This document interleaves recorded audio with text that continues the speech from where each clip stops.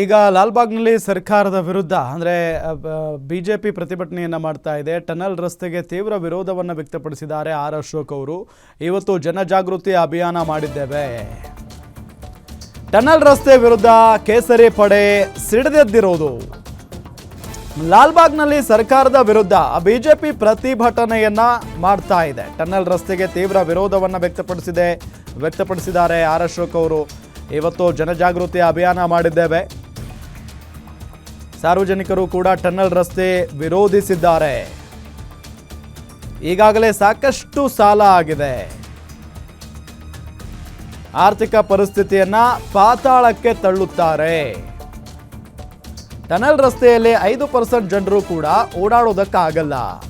Guarantee ನ್ಯೂಸ್ಗೆ ವಿಪಕ್ಷ ನಾಯಕ ಆರ್ ಅಶೋಕ್ ಹೇಳಿಕೆಯನ್ನ ಕೊಟ್ಟಿದ್ದಾರೆ ನೋಡಿ.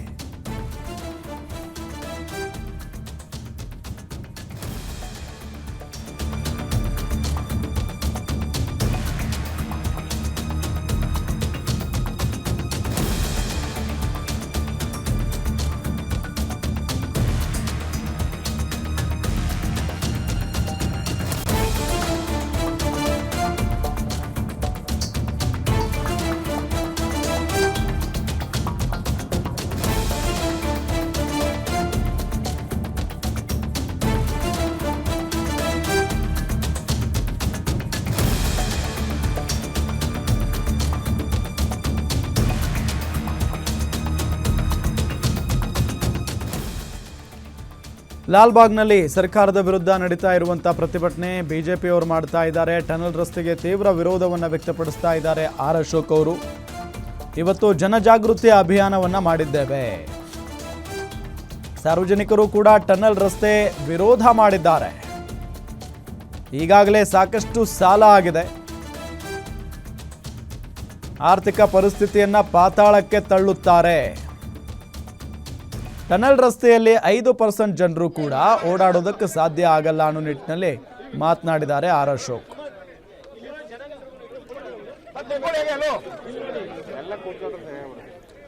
ಇದೇ ವಿಚಾರಕ್ಕೆ ಸಂಬಂಧಪಟ್ಟಂತೆ ನಮ್ಮ ಪೊಲಿಟಿಕಲ್ ರಿಪೋರ್ಟರ್ ಕವನ ಶಿವಣ್ಣ ವಿಪಕ್ಷ ನಾಯಕ ಆರ್ ಅಶೋಕ್ ಅವರನ್ನ ಮಾತನಾಡಿಸಿದ್ದಾರೆ. ಏನು ಹೇಳಿದ್ದಾರೆ ನೋಡೋಣ ಬನ್ನಿ. ಸರ್ಕಾರದ ಟನಲ್ ರೋಡ್ ಯೋಜನೆ ವಿಚಾರವಾಗಿ ಇಂದು ಬಿಜೆಪಿ ಜನಜಾಗೃತಿ ಅಭಿಯಾನ ಮಾಡಿಸಿದ್ದಾರೆ. ಇದ್ರ ಬಗ್ಗೆ ಮಾತನಾಡೋದಕ್ಕೆ ನಮ್ಮ ಜೊತೆ ಇದೀಗ ವಿಪಕ್ಷ ನಾಯಕರಾದಂತಹ ಆರ್ ಅಶೋಕ್ ಇದ್ದಾರೆ. ಬನ್ನಿ ಮಾತಾಡ್ಸೋಣ ಸರ್. ಇವತ್ತು ಬೆಳಗ್ಗೆಯಿಂದಲೂ ಕೂಡ ಲಾಲ್ಬಾಗ್ನಲ್ಲಿ ಜನಜಾಗೃತಿ ಅಭಿಯಾನವನ್ನ ಮಾಡ್ತಾ ಇದ್ರಿ. ಅದೇ ರೀತಿಯಾಗಿ ಸಹಿ ಸಂಗ್ರಹವನ್ನ ಕೂಡ ಮಾಡಿದ್ರಿ. ಇಲ್ಲಿ ಬರುವಂತಹ ವಾಕರ್ಸ್ ಜೊತೆ ಅಭಿಪ್ರಾಯವನ್ನ ಕೂಡ ಸಂಗ್ರಹ ಮಾಡಿದ್ರಿ. ಏನು ಹೇಳ್ತೀರಿ? ಜನರ ಅಭಿಪ್ರಾಯ ಇದು ಬೇಡ. ಜನಕ್ಕೆ ಈಗ ಗುಂಡಿ ಬಿದ್ದಿರೋ ರಸ್ತೆಗಳನ್ನು ಮುಚ್ಚಿದರೆ ಸಾಕಾಗ್ಬಿಟ್ಟಿದೆ, ಗಾರ್ಬೇಜ್ ತೆಗೆದರೆ ಸಾಕಾಗ್ಬಿಟ್ಟಿದೆ.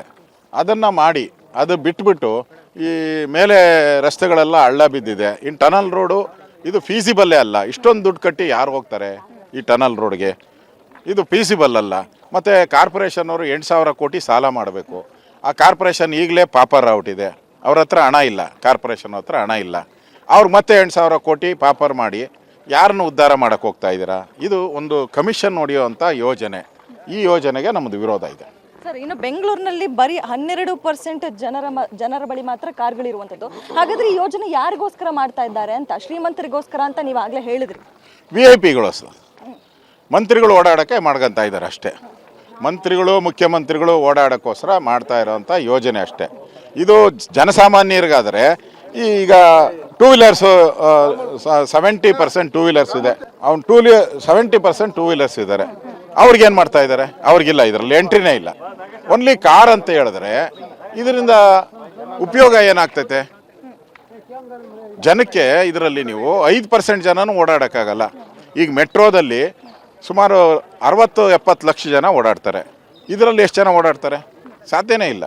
ಅದರಿಂದ ಇದು ನೀವೇನೋ ಸಾಲ ಮಾಡಿಬಿಟ್ಟು ಸಾಲನ ಬೇರೆಯವ್ರ ತಲೆ ಮೇಲೆ ಹಾಕ್ಬಿಟ್ರೆ ಅದರಿಂದ ಬೆಂಗಳೂರು ಜನತೆಗೆ ಇನ್ನಷ್ಟು ಟ್ಯಾಕ್ಸ್. ಈಗಾಗಲೇ ಸುಮಾರು 65,000 ಕೋಟಿ ಟ್ಯಾಕ್ಸ್ ಹಾಕಿದ್ದೀರ ಬೆಂಗಳೂರು ಜನತೆ ಮೇಲೆ, ರಾಜ್ಯದ ಜನತೆ ಮೇಲೆ 65,000 ಕೋಟಿ ಟ್ಯಾಕ್ಸ್ ಹಾಕಿದ್ದೀರ.